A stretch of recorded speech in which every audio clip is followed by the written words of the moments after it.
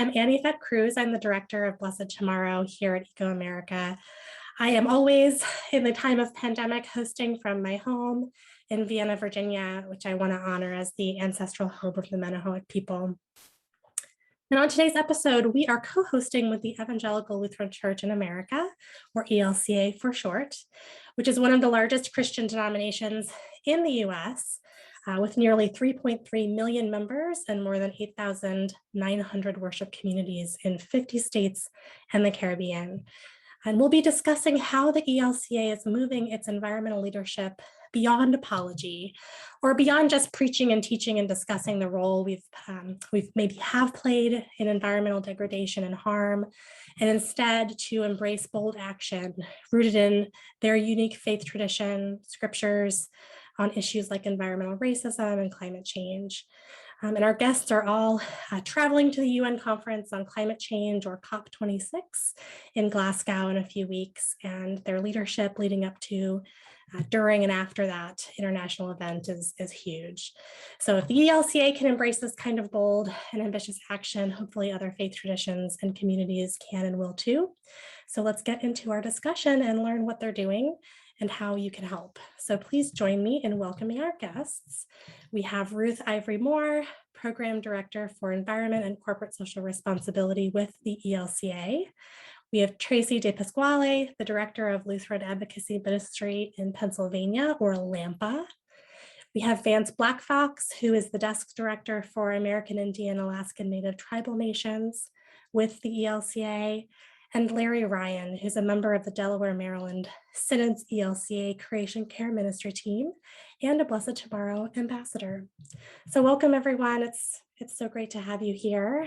We appreciate the time you're taking to be with us today.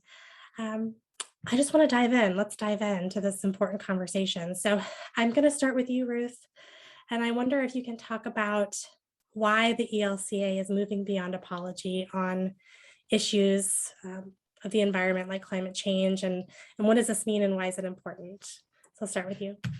Thank you, Annie, and thank you to Blessed America and Blessed Tomorrow and ecoAmerica for having us on today.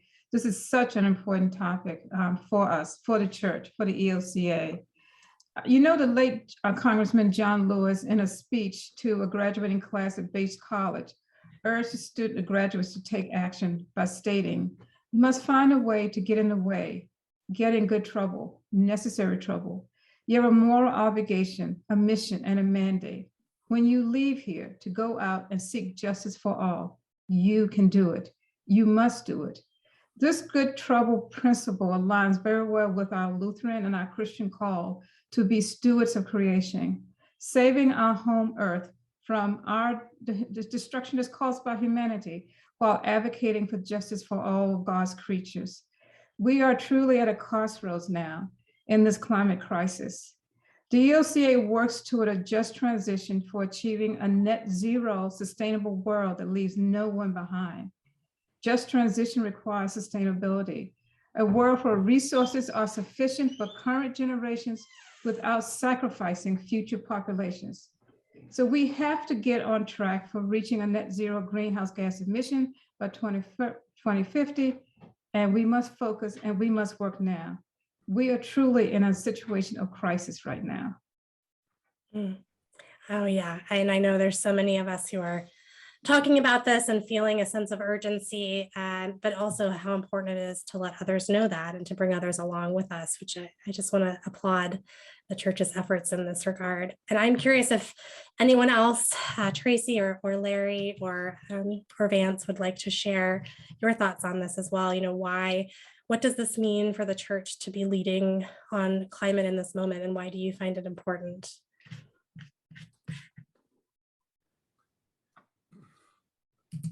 Well, sure. I mean, I can jump in if you'd like. I think it's really important to know that those of us who are going to be attending the COP26 summit in Glasgow want to be able to come together with a solid idea of how we can lead and how we can reach that net zero goal by 2050. But as Ruth said, it's so important that we recognize the inequities that are being created through this climate crisis. and that through our church efforts that we recognize those injustices and inequities and work towards reaching out to those who are not as fortunate, may not be able to cope with the climate crisis, and whether they've been dislocated or relocated.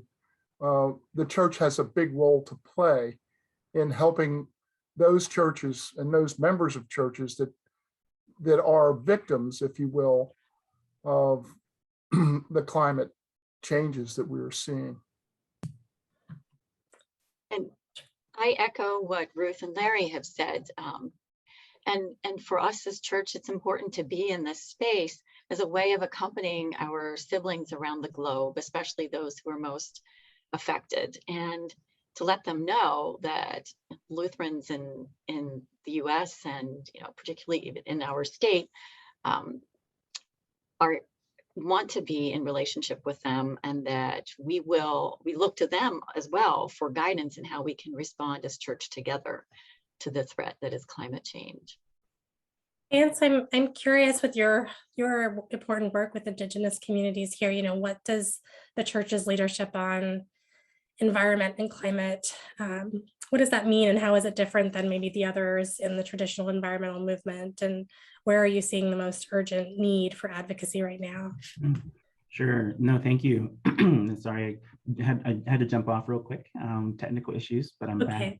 Thank you so much for the question. And I, it's really hard from my perspective not to just be honest about not only the importance of acknowledging the fact that our siblings around the world are impacted, that it's important to also, yes, as Tracey says, for us to journey with those folks, but we have to admit, we have to confess our complicity in all the need for all the supposed needs and or the things that we desire as pleasure, that makes our lives comfortable. The privileged community has to acknowledge that, and our church is a privileged community. And historically, we have been a part of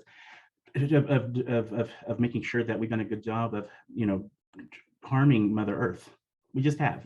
One of the things that I'm always aware of is when I'm in a plane and I'm looking down, out of the window, because I always have to get a window seat, but I'm looking down, I think, oh, I'm going to see some beautiful landscape, and I do. But much of the time, because we have not been smart enough to figure out how not to harm land, you see a bunch of patterns, grids and circles and highline wires and roads and all those things, but we just moved into a future 150 years ago and 500 years ago on this land that did not create a system by which to live into something healthier than what it is. It's just not healthy. One of the ways in which we can do better is to acknowledge also our complicity in how Native people, indigenous peoples have been impacted and affected. I just think about all the time, every time that I go to a presentation like this and I say, we have to center indigenous wisdom and we have to center indigenous peoples in this movement. We are 3% of the population around the world, and we are also taking care of 60% of the biodiversity. And we have been screaming for years, even before Al Gore. Years before Al Gore and others, saying we have to do better. This is not working out, right? And so, and something terrible is coming. Now something terrible is here, and we're responding. Okay, fine. But I just think about all the systematic things that the federal government did to indigenous peoples, and I think about all the loss. So one would be Indian boarding schools in the United States, Indian residential schools, and for First Nations people or First Peoples in Canada, and all the wisdom. Those thousands and thousands of children died, and thousands and thousands and thousands more lost their identity in connection to their own wisdom about Mother Earth because they were not in their own communities. They were assimilated forcefully. And so I just think about all the loss of wisdom. So we have to not let that also happen again, because I think that still it's important for us to center indigenous wisdom. And so we have to begin listening to indigenous folks in this process. So I think that some people are. But I think some people think they are, and we just have to do better. Thank you. Thank you for that. And for the reminder, do you want to share it all about the Orange Shirt Day for those who may still be able to go out and change if they aren't already wearing it? No, yeah, I just went to Target and got a new one because I didn't like the other one, right? I was confessing that earlier. Yeah, Orange Shirt Day, you can go to learn more at orangeshirtday.org. And it is a day of remembering boarding school survivors, and also those who were lost at boarding schools who never returned home, which are also, again, thousands, both who were buried in marked, unmarked graves, mass graves, but also those who just disappeared. We don't know where they went, right? So we want to remember and honor those folks. And it's time for the churches to also confess their complicity in that, and join in the movement in this small way as we begin to look at how we do better in that regard as well. So yeah, thank you for that. And I hope everybody can go get an orange shirt, take your selfie and put it on social media. Amen. And spend some time in reflection. Thank you. And then do something. Yeah. Yeah. Yes, absolutely. Speaking of that, doing something part here, Tracey, I wanted to shift over to you and how you are seeing the shift into bolder and more ambitious action on environmental issues taking shape at the state and the local level where you're working. So I don't know if you can share some successes and maybe some challenges that you see when working with congregations in Pennsylvania. Yep. Thank you, Annie. Of course, there's good trouble, such as Ruth described, happening in every state. But because I represent Lutherans in Pennsylvania, I'll tell you about what's happening here. First, a success, we now have creation care teams in every synod. They're at various stages of development, but they're helping to educate disciples and educate and engage them in hands-on activities around creation care and climate change, resilience and mitigation, as well as advocacy. Many of these teams include creation care ambassadors. So thank you for making that possible with your training. The ELCA also has an annual church-wide day of service when ministries all throughout the ELCA engage in intentional service in their communities. It's known as God's Work, Our Hands Sunday, and we have added our voices to that, accompanying congregations in their service and helping them take it the next step towards justice through advocacy. And more frequently, congregations are engaging in some sort of creation care, hands-on work, whether it's cleaning up stream banks or planting trees. And we provide templates for them to reach out to their lawmakers to lift up, and we care about this. This is how we are in, and we want you to be too. And we say no one should ever fill out a muck bucket for responding to flooding without also writing a letter to their lawmakers. And so we help congregations and other Lutheran ministries do that, and it's increasing in number every year. This year, folks wrote letters to federal lawmakers requesting reforms to disaster response. And at the state level, they encourage lawmakers to support community solar programs. Now, we've been educating congregations about that for years, and now finally this bipartisan legislation is on the move. It's not the whole answer to climate change, but it's an important step to allow nonprofits, including churches, to participate in using, promoting renewables, particularly solar, by just tweaking the regulations so that they don't have to come up with a bunch of money up front that might be prohibitive, or if they don't have enough sunshine on their property, they can invest elsewhere and begin to transition towards cleaner energy. We're helping Lutheran disaster response work with local communities and then connect to their state policymakers around disparities in both economic and racial disparities in funding for responding to disaster. And in Pennsylvania, that typically takes the form of flooding because we're one of the most flood-prone states in the country. We are super excited about something new in partnership with Ruth and others throughout our church-wide organization. Last week, LAMPA's Policy Council and Synod Creation Care team members met, and they are excited to begin working as church together to meet sustainability goals. Because we are called to love our neighbor and steward the gifts of creation, the ELCA is embarking on a path to reach net zero greenhouse gas emissions by 2050, starting with the 50% reduction over 2005 levels by 2030. And I know you're all familiar with those goals, but we want to really work at this as church together and to partner with congregations who want to make a difference, but sometimes it's hard to just do that on your own. so that we'll be accompanying people and communities on this journey to a livable future in which no one is left behind, and starting with support for ministries in reducing their greenhouse gas emissions. The interested ministries will receive a baseline assessment of their emissions, as well as site-specific proposals informed by their ministry priorities, where they're called to be in their communities. And depending upon the ministry site, the proposals might include energy efficiency, water use, land use, farming, waste reduction. Again, it'll be tailored to their ministries. And the proposals will offer guidance and resources for deliberating as a faith community and acting, including possible sources of funding and savings. They'll be invited to collaborate with the church throughout Pennsylvania and around the globe to share their learnings and also to learn from others, so that we hope that this communal discernment will enable us to equip the church for action, both in our communities and in our daily discipleship. So those are the current positives. The challenges are historical structural boundaries within the church being divided into 7 synods and between 2 regions makes it difficult to connect. And also being a commonwealth, Pennsylvania creates so much diversity at the local level. It can be hard, well, it can be good on the one hand for acting at the local level, but it's often difficult then to replicate best practices from one county to another.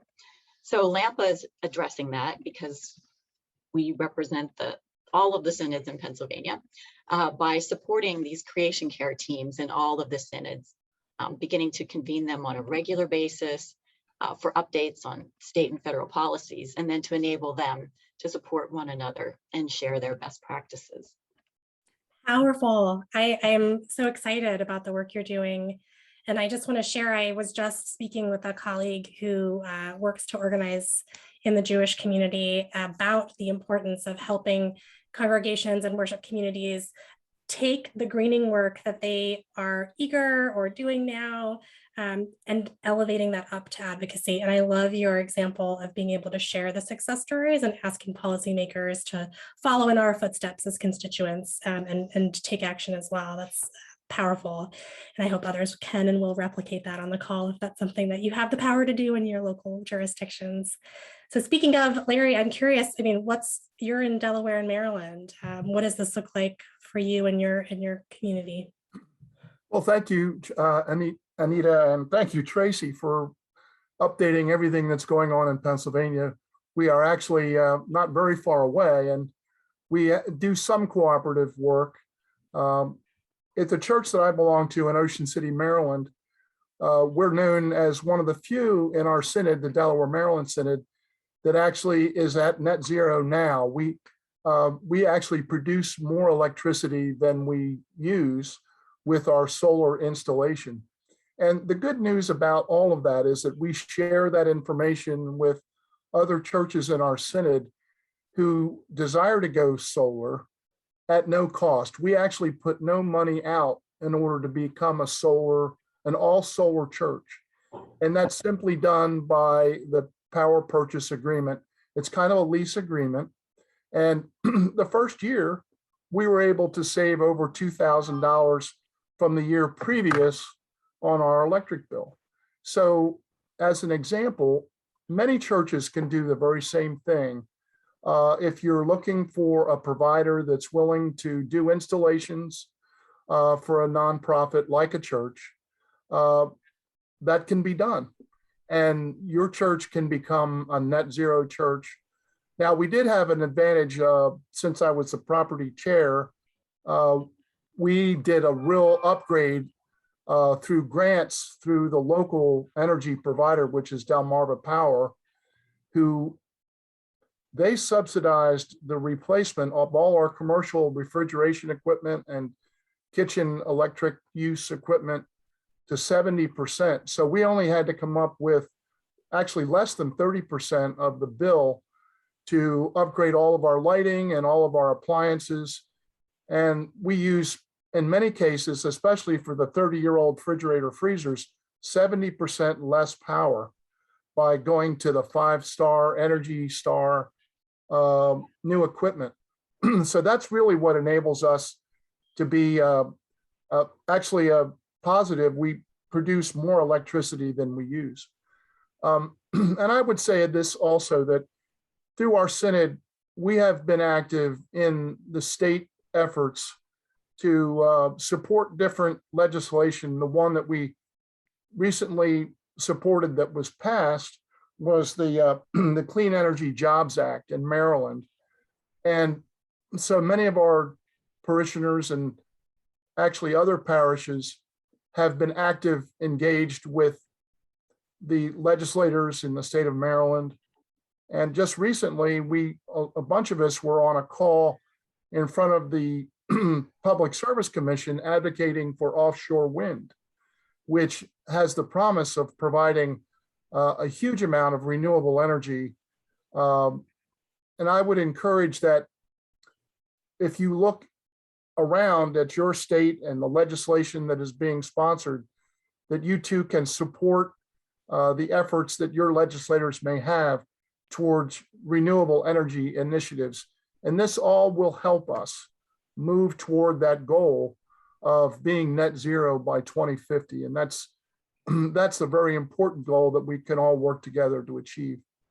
Yeah, and thank you for that. The bill, the Maryland bill mandating clean energy by 2030 is on its way to being a reality as we speak. So thank you for the opportunity to talk a little bit about that. And thank you for all that you're doing. Yeah. And I'll come back to you in a minute, because I want to know what you would say to folks who are maybe reluctant to take their greening work and move it to advocacy, but we'll come back to that in just a moment. Sure. Ruth, I want to come back to you to talk about what is the ELCA at the national level doing to support local members and congregations and regions to do this kind of work, to lead on reducing carbon emissions, but also to be advocating for solutions. I know you're leading a lot of important work, so tell us a little bit more about it. Well, yeah, and Larry and Tracey have alluded to some of the work that we're doing, so I won't get into specifics on what they've mentioned, but first of all, we recognize this is a critical time for the world. It's a critical time for the ELCA. We're working on a number of different fronts from advocacy. We're seeking out the concerns of the synods, because we believe in an accompaniment framework as opposed to a top-down. And we know that what is good for one area in Oklahoma is not going to be the same thing for North Dakota, or the same thing for Pennsylvania, or for the indigenous folks. So we're trying to make sure that we have, number one, an inclusive inclusiveness, and as we start to talk to people within the church. So about a couple of years ago, we started a sustainability table, and that table is very diverse. It's intentionally diverse. It's intentionally diverse from geographical region, from age, from ethnicity. We have a steering committee. We have indigenous folk on the steering committee. We have people of color. We have also white. We have also people from the pews. What the sustainability table does is pull together members of church-wide organization and also the synods. Larry is a member of the sustainability table. And so what we're doing is bringing people together to help. Number one, the ELCA is doing a lot of things. They really are. So now we're bringing together so we can start to learn from each other. And so that's one way we're also helping folks. We're holding listening sessions. What we're finding is that the ELCA is very diverse in its political ideology, but there's a commonality that exists between all members. And what that is caring for the earth, caring for creation. And to give you an example, we had a listening session 2 nights in Oklahoma, and that was just it. I was listening, and we had on the first night, I guess about 7 people talking. On the second night, it was about maybe 6 people talking. And we went for an hour and a half, 90 minutes each session.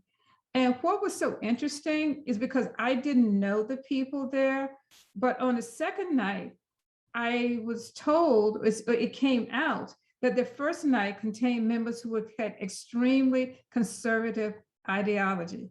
I could not tell that, because what was happening there, we had reached a common goal. we were talking about the climate crisis, but we were also talking about the impact it has not on people. We're talking about the impact it has and how it exacerbates racial, economic, and political divides.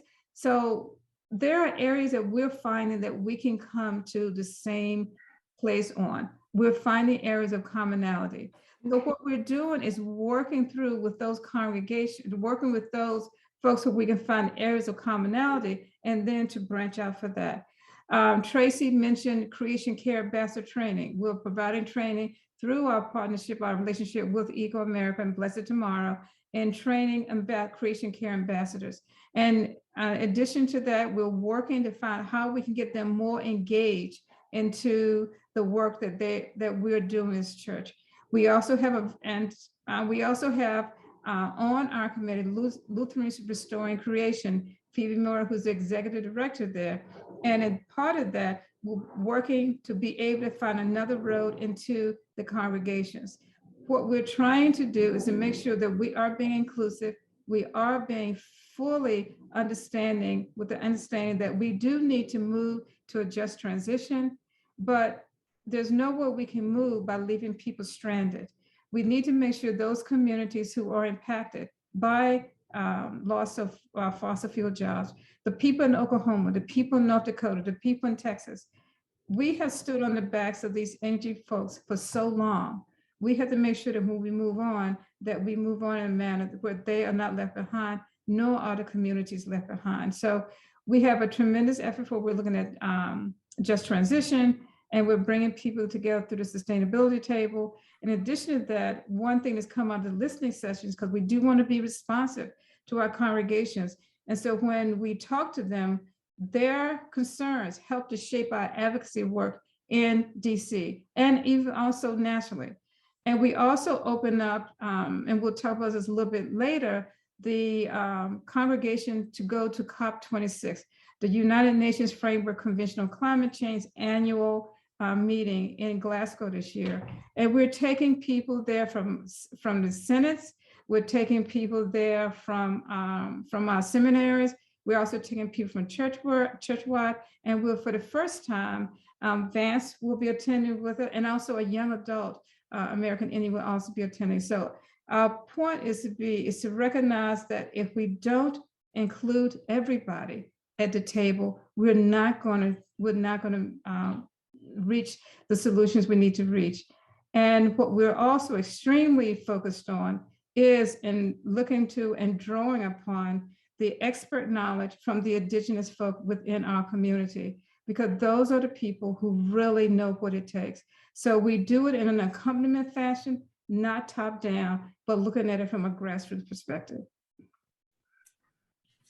That's great. And I know it's no small thing to travel all of those folks to Glasgow. So I'm glad, and I'm glad that we're able to do some of that now, even in this this time of pandemic, for sure, just with where we're all headed. I'm wondering if we could come back to, I want to come back to the COP26 piece in just a moment, but just to come back to Larry and Vance, maybe you as well, and Tracey, just to ask the question, how do you find that congregations are responding to this narrative? Ruth was talking a little bit about the kind of dichotomy or bifurcation of the church, and that there are folks with more conservative political leanings or more progressive political leanings and everything in between, but also folks who have direct experience and exposure to climate impacts, and those for whom this might still feel like it's far away and not touching them. And so how are you seeing congregations or worship communities responding to this? And I guess, what are you hoping that the church can do more or less of going forward? And if we're getting some great questions along these lines in the chat, so we can come back to those as well now, or when we get to the open Q&A. And I'll let whomever wants to start. Well, I'll start. That the issue of just transitions is very important in Pennsylvania. I mean, not that it isn't elsewhere, but because our Commonwealth is, has such a huge swath of extraction communities, right? So much of the economy was was built on fossil fuel extraction. The fact of the matter is, those communities, the people there, they powered the country. They made, the energy that was produced, it powered the country, and they didn't get rich. And yes, we know what all of that history has done to the earth, and what was done in terms of the harm to the original earth keepers on our territory. And I would say that the church has a special role in helping us move forward together, confessing that, lamenting what has been done to the land. And I would say that there's not such a big gulf. I really resist allowing ourselves to be lumped into parts of the political spectrum, and find that people of faith want to care for the earth and one another. And it's our role to help us move forward together and discern how to do that. So yes, there's lament, but there's deep desire to move forward, to find a way to do that. And we're wrestling with it together.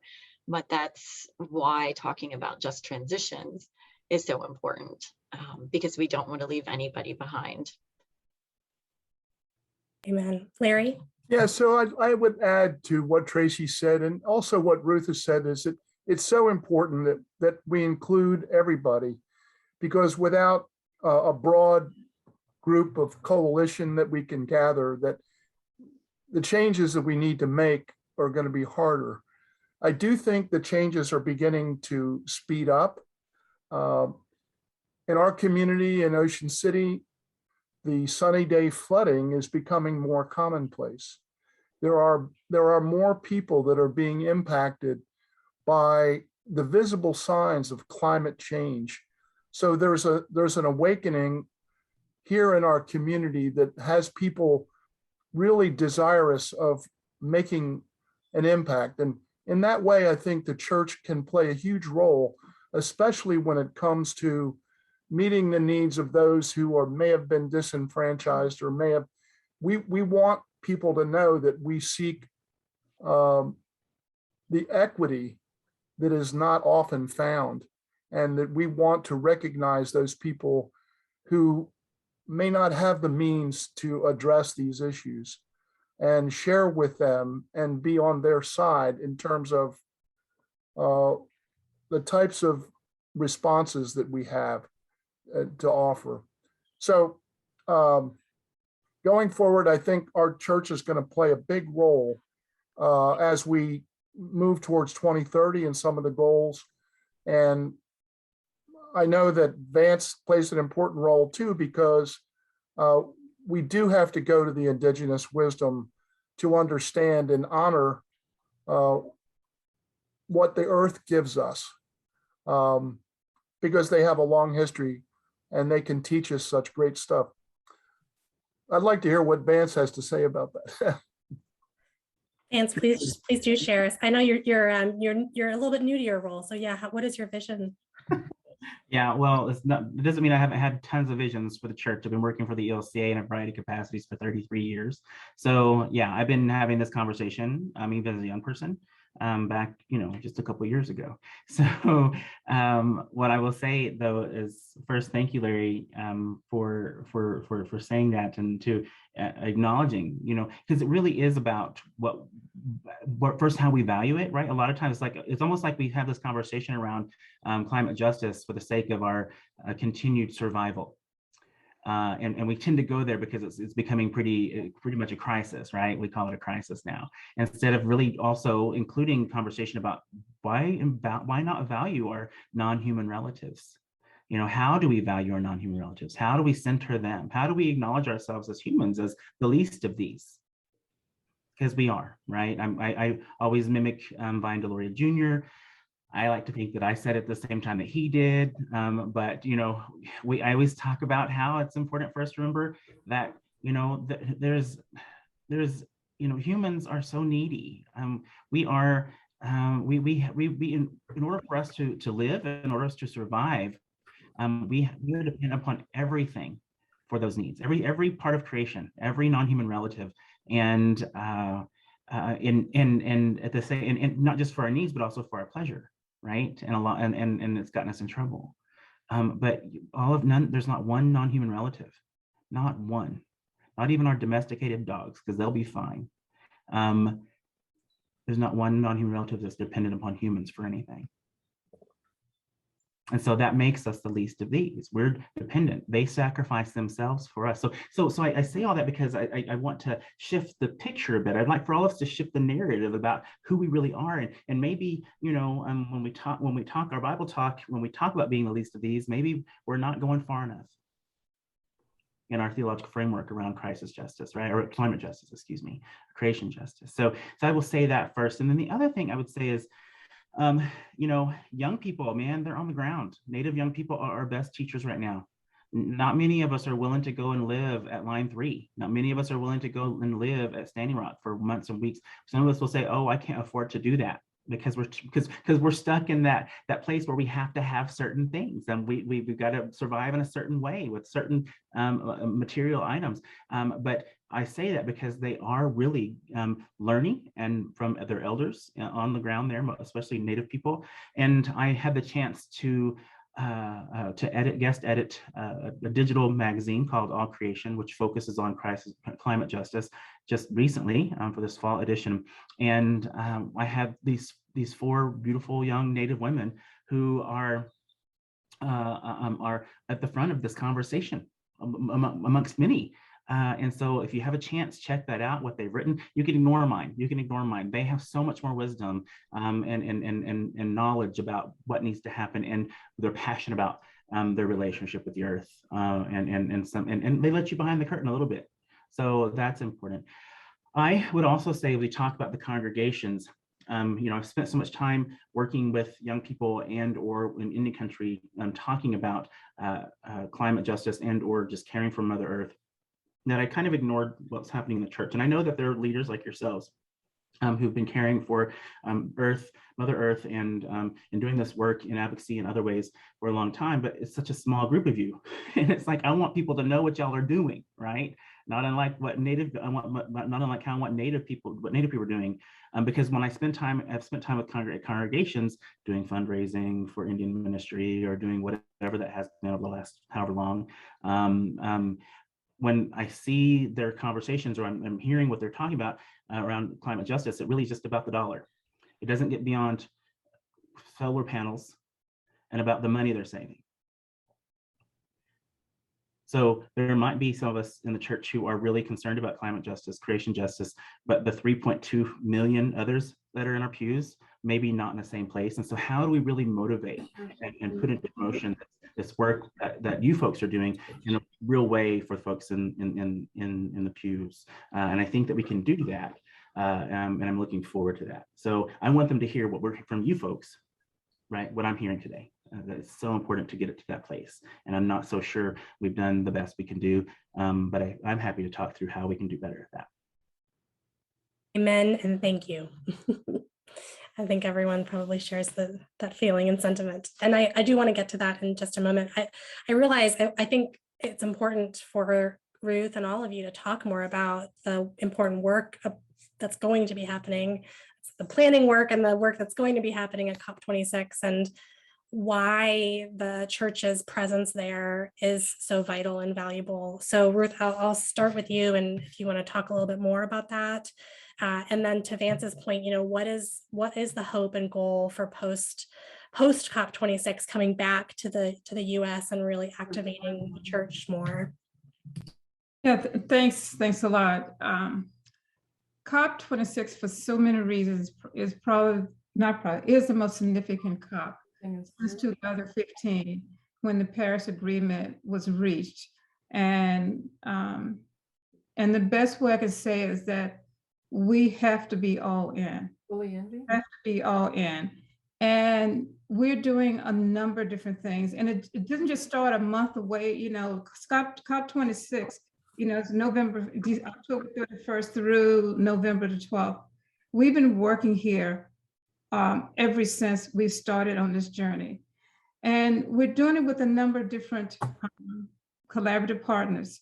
We know we've got to expand our circle of collaboration. So back in 2017, when former President Trump pulled out of the Paris Agreement, the ELCA was one of the first ones to join, to sign on to We're Still In. We were one of the first ones. Then subsequently to that, we became one of two members of the advisory committee of We Are Still In. On February 19th this year, when we rejoined, the United States rejoined Paris Agreement, We Are Still In relaunched itself as America is All In.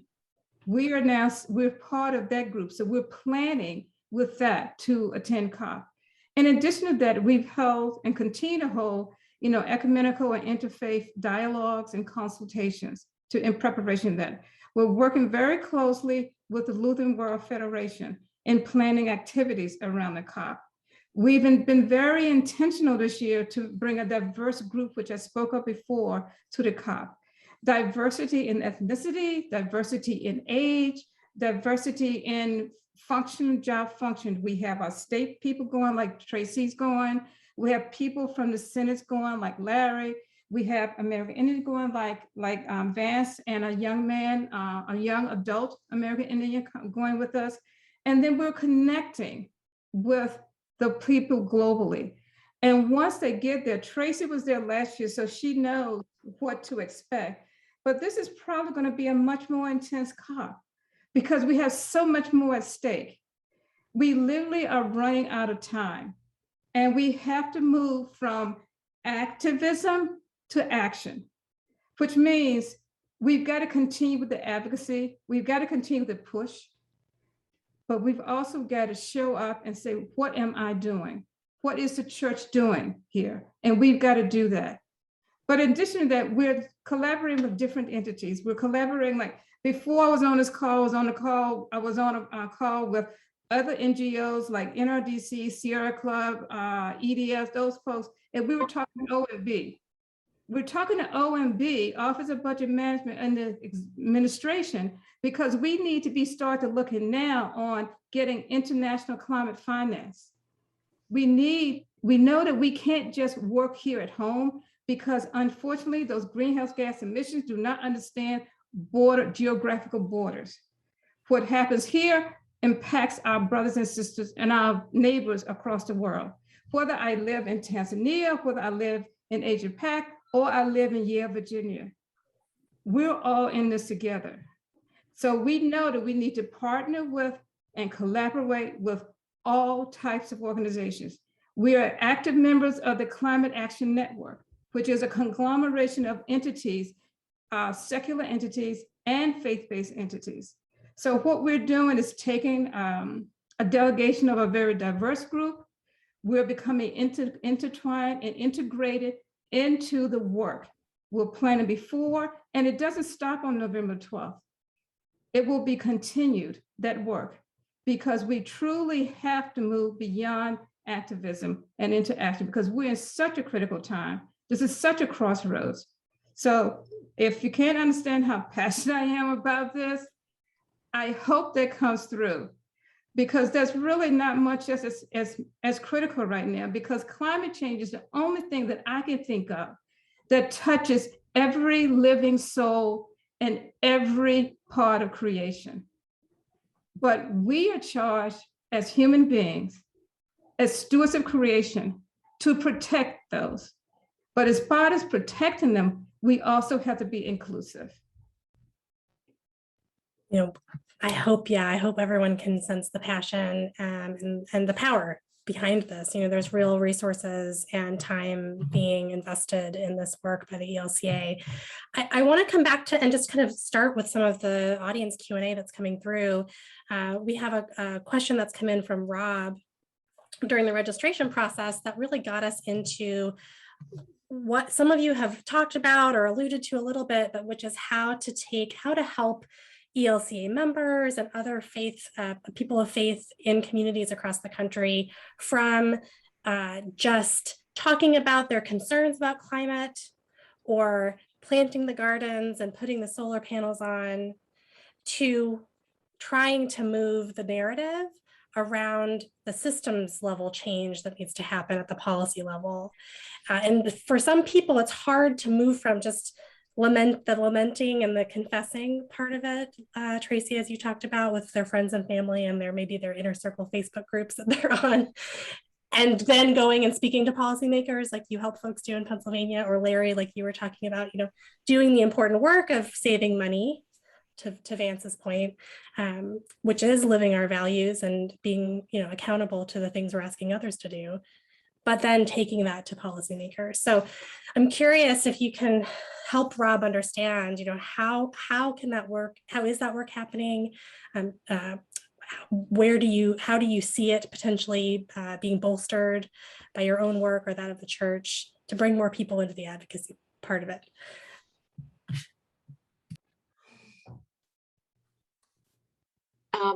I think that particularly for our denomination, that that one day a year is an easy entry for people who are already identifying where they're called to act as a congregation, in their communities, and do what some congregations have done. They've opened it up to other faith communities in their community, right? Other faiths, and all join together to have a day of service. I know that not every state has a state public policy office for their denomination, but that's one of the things that we can do as LAMPA is provide those templates, and other denominations use the letters that we provide because they can just tweak it and say, as an Episcopalian or as a Presbyterian, whatever. And, we have, Baha'i can use the same letter, right, as people of faith, and they can be working on a project together in their town or, their region, and then all write the same letters based upon the ministry of service that they're engaged in. And I wanted to lift up as well that it's great to be involved in your local community and to make those connections there. And also, this is part of the challenge of this work, but so much also happens at the state level. And it's very easy for interests that run counter to addressing this to divide us, right? And so it's my challenge to have people of faith in Eastern Pennsylvania, where they are largely suffering still from the effects of redlining, right? Deep racial injustice. If you look at a map of Pennsylvania, you've got extraction regions, formerly coal and maybe natural gas, and not all of those regions are thriving at this point. And also Eastern Pennsylvania is, if you look at a dot map of Superfund sites that are especially vulnerable to flooding by climate change, it's just almost solid with dots in Eastern Pennsylvania. And so that's a particular place for the church to come in and say, look, your sibling, in Eastern Pennsylvania is at particular risk. And if we are to be church together, then we speak up together. And likewise, in Eastern Pennsylvania, your siblings in Appalachia are struggling as well. And don't be divided. Let's be united. I don't know if that answers the question. I think it's a great example. We've also had several questions come through from Leslie, from Jonas, and a few others who are lamenting. Some of them are lamenting the lack of movement at the federal level on policies that might actually make the work that you're doing and others are doing at the state and local level and help us reach our goal faster. Leslie specifically names the carbon fee and dividend policy legislation that's been moving forward in the legislature in the U.S. Congress, and just curious. They're both curious to know how the church is helping to advance some of those policies, or how you work at the federal level, and how others can get involved. So, Ruth, I think that's probably a question for you. Yeah, a lot of times I get the question about endorsing the carbon fee legislation, but I'll answer the question more specifically. As you know, right now, we're in a crossroad, not just in climate change, but really also on this administration's legislative agenda. We couldn't have had this call at a more appropriate time. If you're watching the news, what happens today or tomorrow may signal what's going to happen in this administration.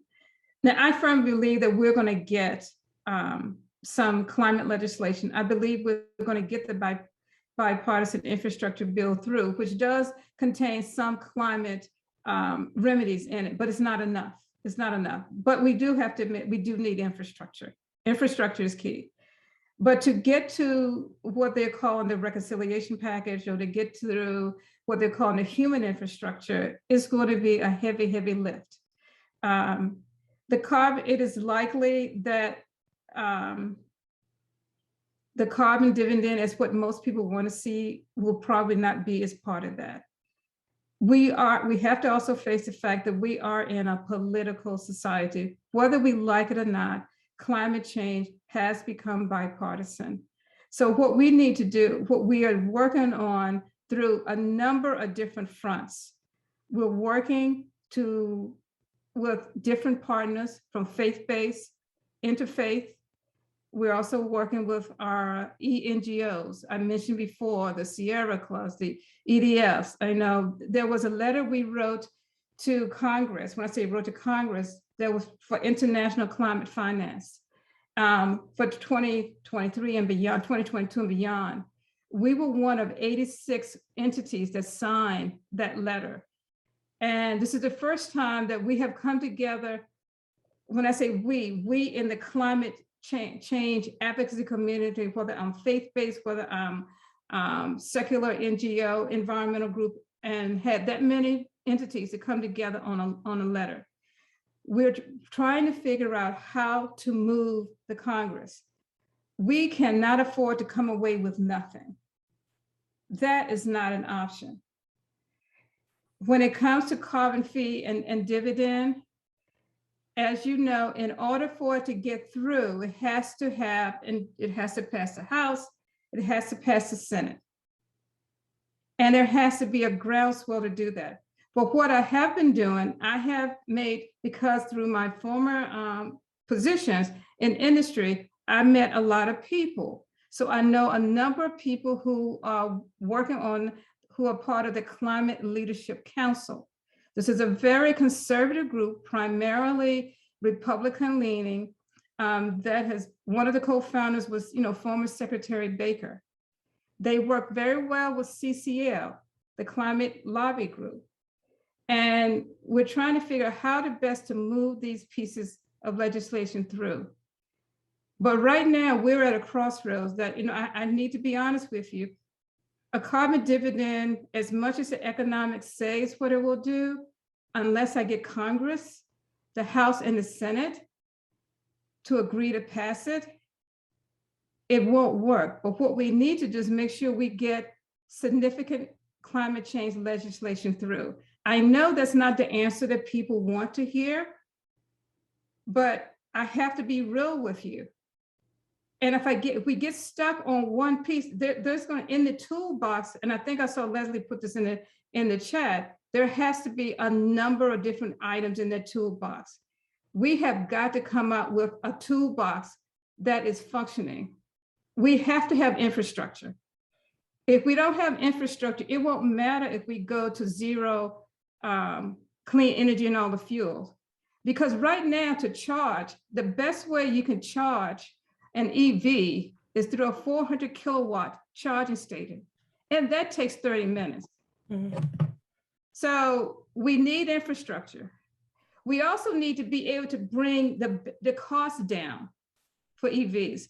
And when you're driving an EV, we also need to understand, I was talking when I was on the phone with the Oklahoma folks, when we're driving an EV, we need to understand that how was that electricity that you're using to charge your EV actually produced. If I'm in Oklahoma, 15% of my utility was based on coal.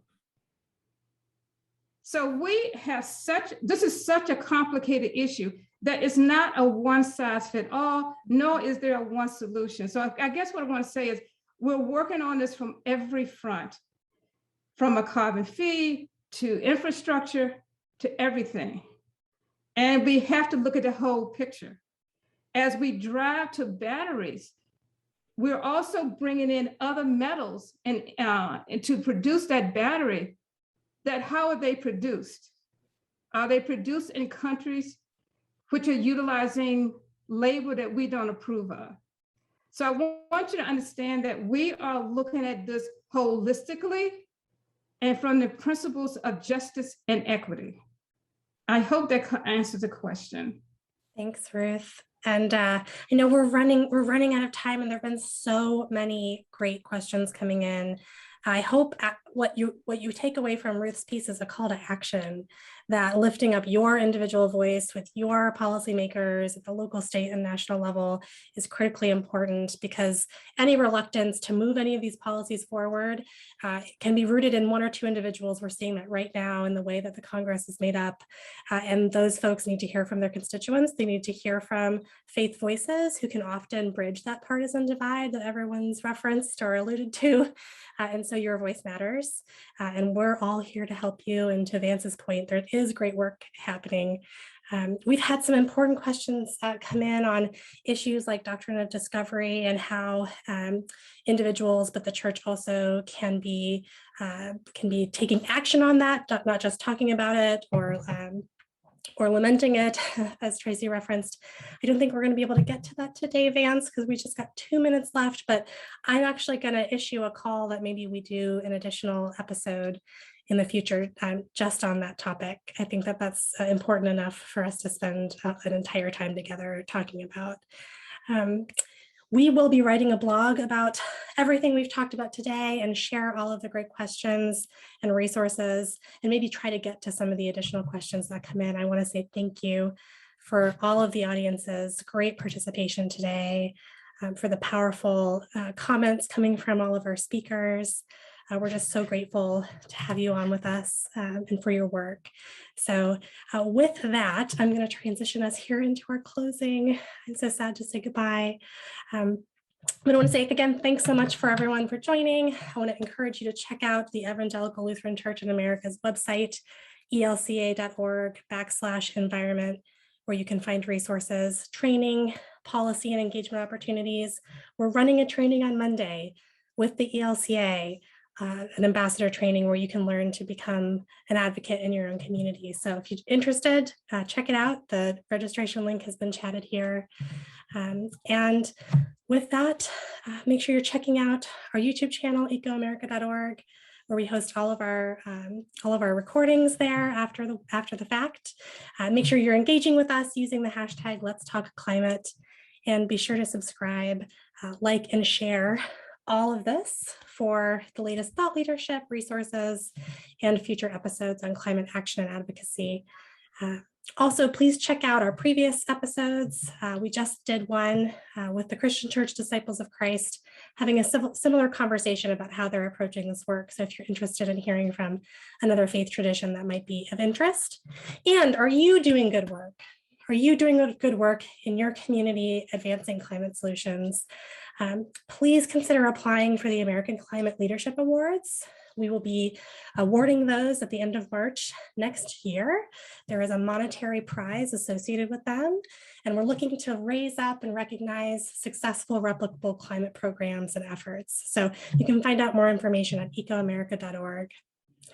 From all of us at ecoAmerica and Blessed Tomorrow, thank you. As always, your passion is important. Your commitment is definitely needed. Now is the time. And we are all here with you and to support you. So we'll see you next time.